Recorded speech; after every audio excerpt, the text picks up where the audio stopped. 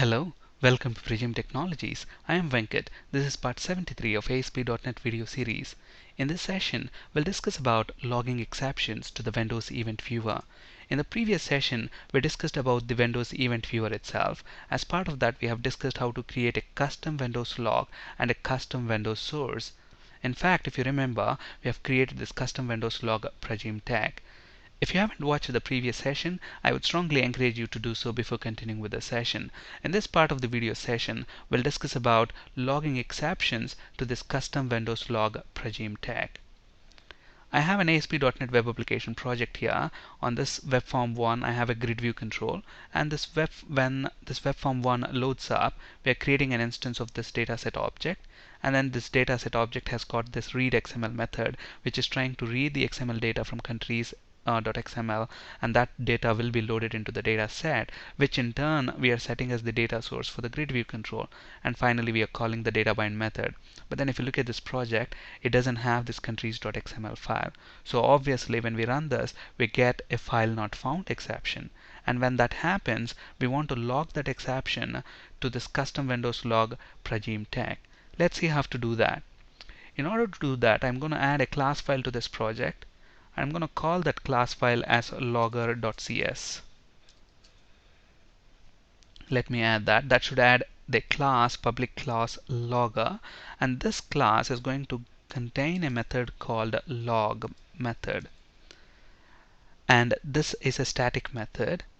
And then if you look at this method, it's actually taking in an exception object as a parameter. So whenever an exception happens within an application, we call this method, pass it the exception object, and this method is going to take up the responsibility of logging that exception to the Windows Event Viewer. We'll talk about this code in just a bit. First, let's resolve some of the errors that we have here. Now, the string builder class is not recognized. That's because the string builder class is present in a system.text namespace. And along the same lines, we have another error here.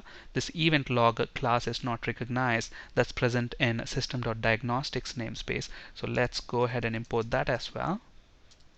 So system.diagnostics. So at this point, we don't have any compilation errors. Okay, so what we have to understand at this point is that we have a class called logger, which has got the static method log that takes in an exception object. When we pass an exception object to this method, it's going to take up the responsibility of logging that to the Windows Event Viewer. So anywhere we have an exception, we can pass that exception to that method. Now if you look at the code that we have here, it's present in the page load event, but then we don't have any try catch block here. So obviously if there is an exception, that get rolled up till the page level, because if it's not handled in page load event, so it gets rolled up till the page level. And at the page level, we don't have page underscore error event handler, so obviously it's going to propagate one more level up till the application level. And at the application level, we have this global.asax file, which has got application underscore error event handler. This gets executed, so we are going to handle that error here. Now we need to get a reference of that exception. So how do we do that? We have this server object, and it has got this get last error method that returns an exception object back. You can see the return type. And I'm going to use a variable of type exception to store that object. Okay, so we have the exception object. If that exception object is not null, then what we want to do, we want to log that. So if the exception object is not equal to null, then we want to log it to the Windows Event Viewer. Now to do that, we can make use of that logger class, which we have just created. We'll talk about this log method in just a bit. And then it has got that log method, so we're going to use that method. So logger.log, and then I'm going to pass that this exception object. Okay, so the exception is logged now. What we need to do, we need to clear the error, and to do that, call server.clearError, and finally redirect the user to the custom error page. I have a page here, a custom error page, errors.aspx, and this is a very simple page that has got this simple message that lets the user know that there is an application error. So I'm going to redirect the user to this page. So let's copy the name of that. Let's go to global.asax, and then let's use server.transfer, and I'm going to specify the URL. So /errors.aspx. Okay, so at this point, let's go ahead and run this. Now, when we run this, the exception will be unhandled at the page level. It gets rolled up till the application level. At the application level in global.asx, we are handling that exception, logging that to the Windows event viewer, and then redirecting the user to errors.aspx. And if you look at the URL, you will still see webform1.aspx. That's because we used server.transfer. Alright, now let's go ahead and look at the event viewer. Look at the message on the top. New events available. Okay, so let's go ahead and refresh this, and we should see that exception there. And let me copy this to the notepad so that we can see it better. Okay, so if you look at this exception, there are two exceptions actually. This is file not found exception and another exception, HTTP unhandled exception. So why do we have two? That's because first the exception happened here, and since you didn't handle that, it got propagated till the application level, and at the application level it has this unhandled exception which is wrapping this file not found exception. So the outer exception is HTTP unhandled exception, and the inner exception is file not found exception. And if you look at the way we are logging it, we have exception type and the type of the exception, message, the exception message, and the stack trace, basically where that exception occurred. Similarly, exception type here, the message, and stack trace. And if you look at this, it will specify the line number and the file where that error has occurred. It has occurred on webform1.aspx.cs at line number 16. Okay, so now let's see how did we log this to the event viewer. Now if you look at this method itself, the log method, it's pretty simple. It's a static method, and it has got this parameter exception object. Okay, and if you look at this exception object, now if you look at the message that we have in the event viewer, it has got the exception type, message, and stack trace. Okay, so those are the like headings. So how are we getting them? Look at this, exception type, that's a hard-coded string. Okay, and if you look at what we are doing here, we are actually using a string builder object. Why aren't we using string object, and why are we using string builder? Because strings of type string are immutable, whereas strings of type string builder object are mutable. Because we are changing the string object several times, it's better to use string builder instead of string object for performance reasons. And again, we have talked about the differences between string and string builder objects in the C# video series. So if you haven't checked those videos, I would encourage you to do so first before continuing with the ASP.NET video series. Okay, so we have the string builder object, and then to the string builder object we are appending this hard-coded text exception type.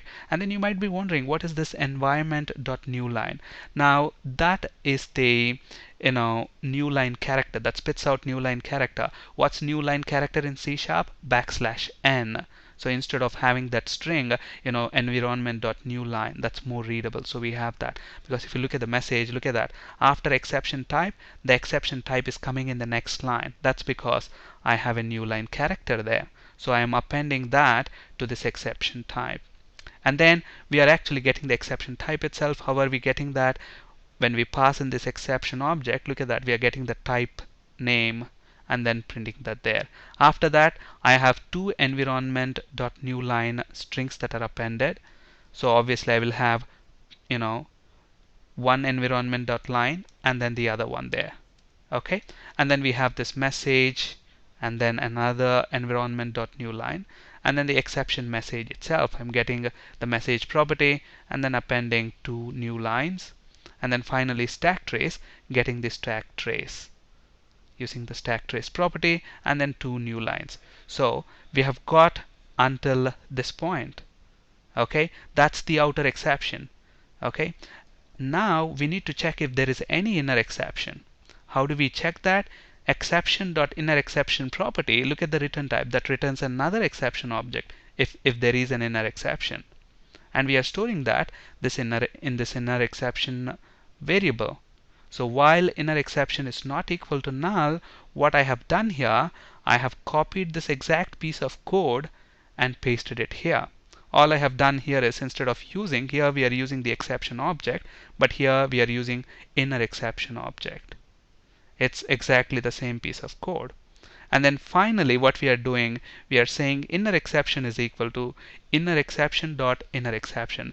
In case if we have 3 levels of inner exceptions or 4 levels, it's going to use this loop. How many ever inner exceptions you have, whatever is the depth, it's going to go all the way till the bottom, till the final inner exception, retrieve the exception type, message, and stack trace, and then it is getting appended to this string builder object sp exception message. And then what we are doing, this is the only bit of piece of code that's required to log the exception to the Windows event viewer. So in system.diagnostics namespace, we have got this event log class, and this event log class has got this method source access. If you remember, yesterday we have created the source as pragimtech.com. Okay, because if you go to the Windows event viewer, look at that. When I select this one, look at the source. pragimtech.com is the source. And in the previous session, we have seen how to create a custom Windows source and Windows log. That is that source. So we are checking, is that source existing?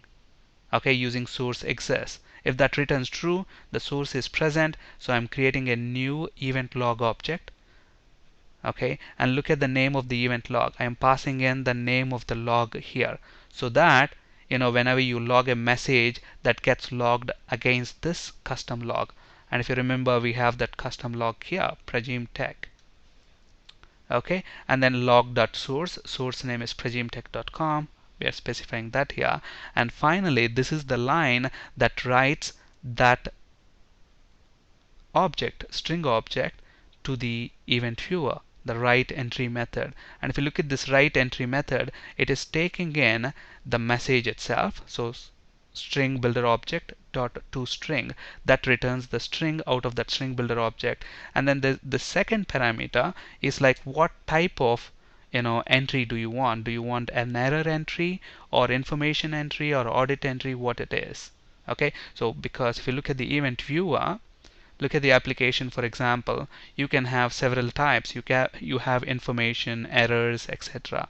So if you right click on that and say filter current log, you can see the different types of event log entries, critical entries, warning entries, etc.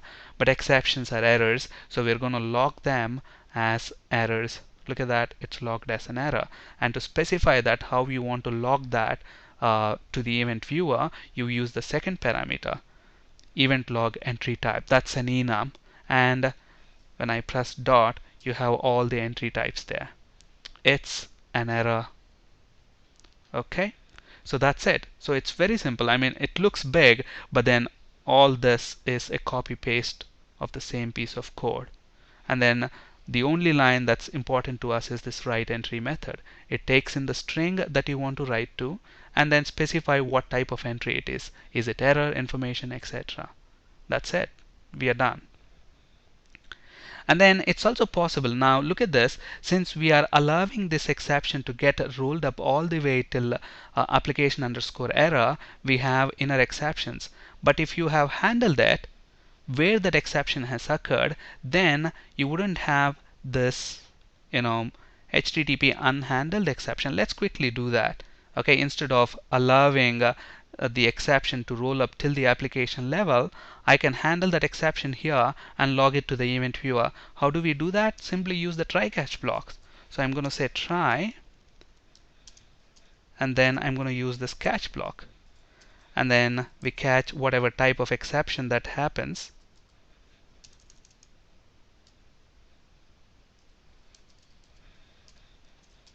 And then all you have to do is ex dot, we use the logger class dot log and pass the exception object, so it gets logged. And then maybe you can show a meaningful error message to the user saying that file not found or whatever. Maybe we can have a label control on this web form, and we can show to the user in this catch block a message. Okay, but then I'm not going to do that now. We are simply going to log that exception. So let's go ahead and run this now. or you can redirect the user to errors page. Depending on what your application is trying to do, you can either redirect the user to the custom errors page, or you can display on this web form in a label control an error message stating that the file is not found. It completely depends on the application requirement. So let me go ahead and run this, and obviously we get an exception, but nothing will be shown here because we are not doing anything. We are simply logging that exception. So let's go back to the event viewer and refresh this. Look at that, I got an exception. But then let me copy this exception to a file, to a notepad. And if you look at that, I just have one exception. That's because at the first chance I handled that exception. I didn't allow that to be unhandled. When you allow that to be unhandled and you handle it in global.asax, it's going to be wrapped inside an unhandled exception. That's going to act, the HTTP unhandled exception will be the outer exception, and whatever exception that initially caused, to get it rolled up till the application level is going to be the inner exception. Okay. On this slide, you can find resources for ASP.NET, C# and SQL Server interview questions. That's it for today. Thank you for listening. Have a great day.